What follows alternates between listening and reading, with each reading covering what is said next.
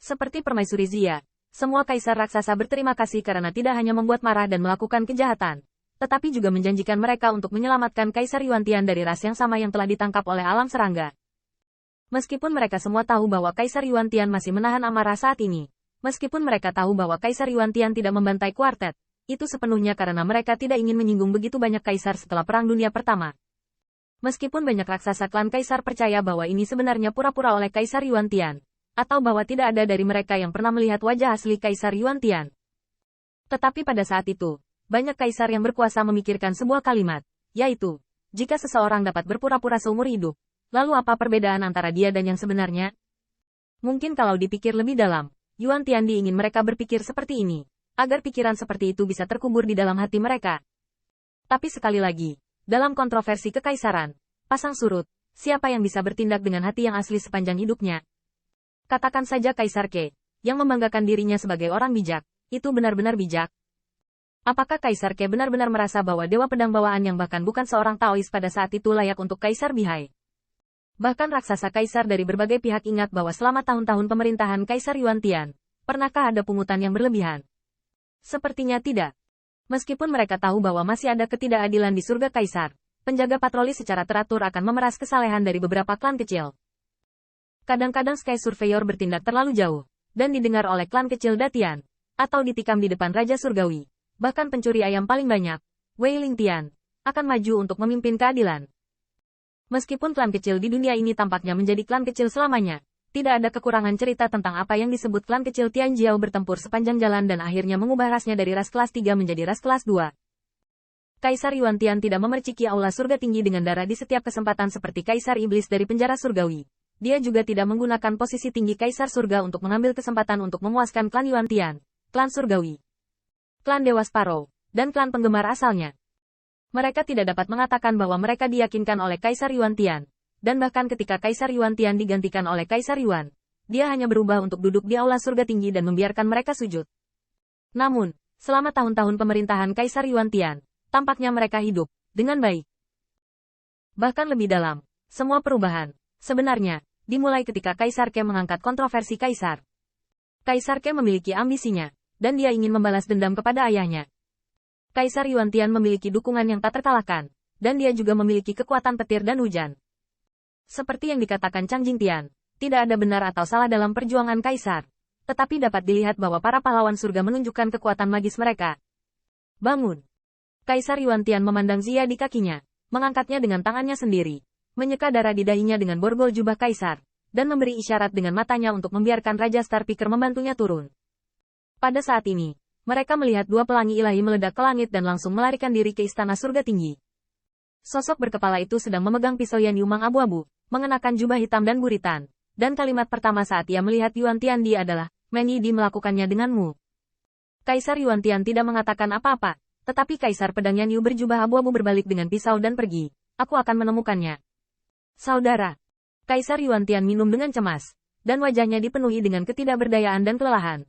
Tidak peduli apa, dia tulus kepadamu. Di dunia ini, jika pasangan memalingkan wajah mereka dan tidak menyakiti anak-anak mereka, dia seharusnya marah.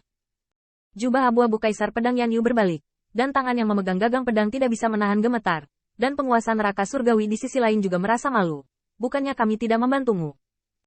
Pada ngomong-ngomong, kami bertemu Kaisar Gajah Emas dan neraka surgawi itu. Buronan. Kaisar Dewa Gajah Emas.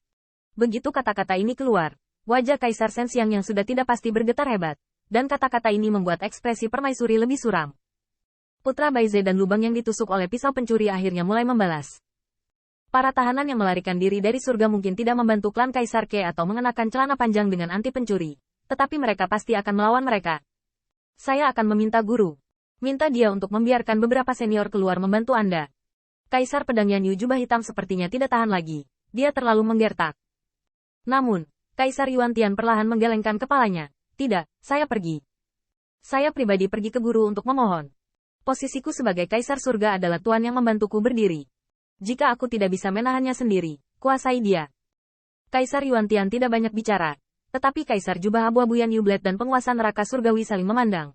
Ingin mengatakan lebih banyak. Tetapi ketika mereka melihat yang pertama, mereka sepertinya memikirkan sesuatu, dan berkata, "Terima kasih untuk perjalanan kalian berdua." Para anti pencuri itu sekarang.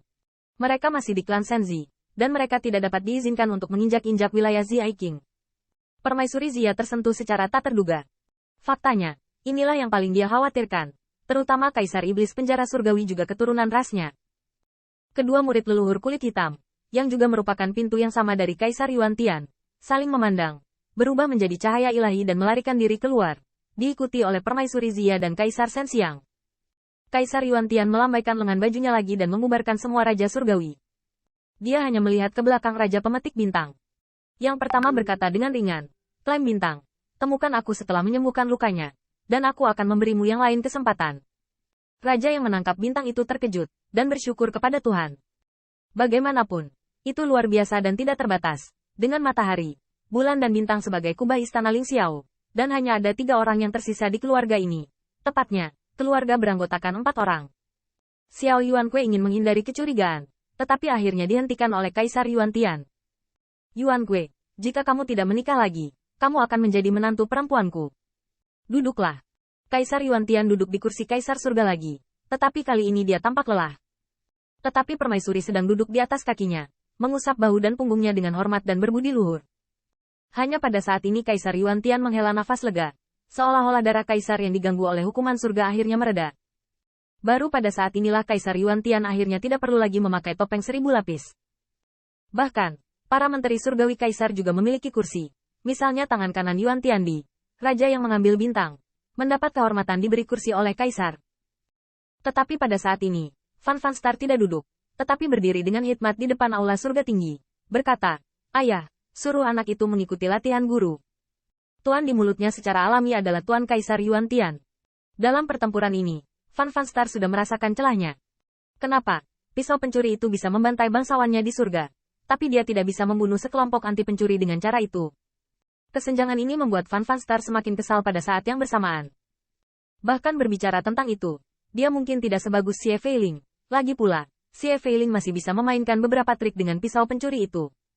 Dan dia, identitas putra kaisar sangat berguna ketika menghadapi semua kaisar, tetapi di depan pisau pencuri, kentut tidak berguna. Tetapi itu juga menyebabkan dia disandera. Ketika pencuri menginjak naga putih, mengenakan brokat surgawi, dan dengan marah bertempur ke segala arah, betapa Fan Fan Star berharap dia sudah mati di dunia serangga. Namun, setelah mendengar ini, gebrakan permaisuri untuk Kaisar Yuan Tian bergetar, dan ada kegembiraan dalam ekspresinya, tetapi lebih kompleks dan pucat. Permaisuri tidak berani mengatakan apa-apa, tetapi Kaisar Yuan Tian dengan malas mengangkat kelopak matanya dan berkata dengan malas, "Kamu tidak layak. Jangan mempermalukan aku di depan Tuan."